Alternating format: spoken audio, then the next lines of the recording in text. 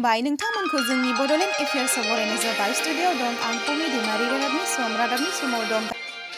गाहाय मन्थ्रि बिथां हिमन्त बिश्व शर्माया मोनसे गोनांथार नाम्बार नोंथांमोनखौ गोसोआव लाखिनो बुंदों। डिजिपि सरकार जयति महन्ताआबो बे मोनसे गोनांथार नाम्बारखौ गोसोआव लाखिनो थाखाय खावलायदों। बे नाम्बारानो जादों 155260।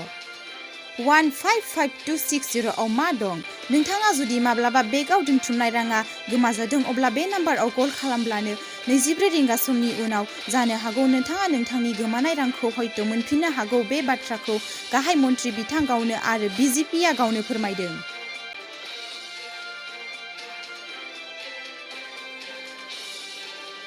मोनसे नाम्बार नोंथांमोना नोंथांमोननि जानबुंआव सेभ खालामनानै ला।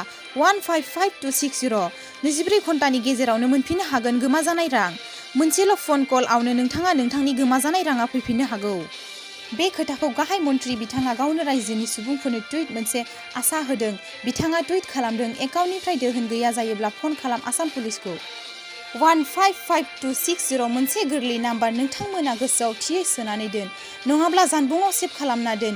24 रिंगासिम बे नाम्बारखौ मोननो हागोन। वाट्सएपनि गेजेरजोंबो नोंथाङा जायखौ फोरमायनो हागोन बै नाम्बाराव बेनि थाखाय मोनसे गोनांथार सर्तफोर दं।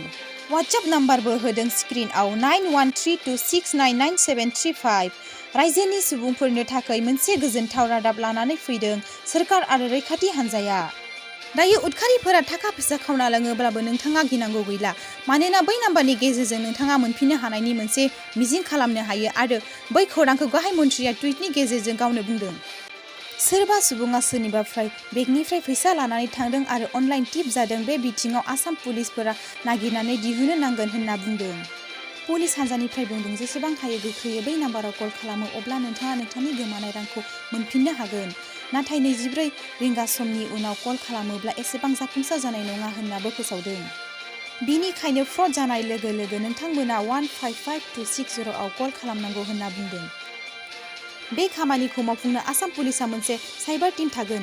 बिथांमोना फाइनेन्सियेल इनस्टिट्युटआनो जायाथों मानो आरो बेंकआनो जायाथों मानो बिसोरखौ एलार्ट खालामगोन आरो माबेनिफ्राय साइबार फ्रड जादों बेखौ नायबिजिरना बेखौ बन्द खालामनो नाजागोन, जाहाथे नोंथांनि रांफोरा खावनानै लाजाया। नाथाय बेनि आवगायै नोंथाङा जाथाया जानाय लोगो लोगो 155260 आव फन खालामना फोरमायनांगोन, अब्लासो साक्सेस जानायनि आसा मिजिंजों लानो हायो। बे खोथाखौ गाहाय मन्थ्रियाबो बुंदों, डिजिपिआबो बुंदों, आसाम पुलिसआबो बुंदों।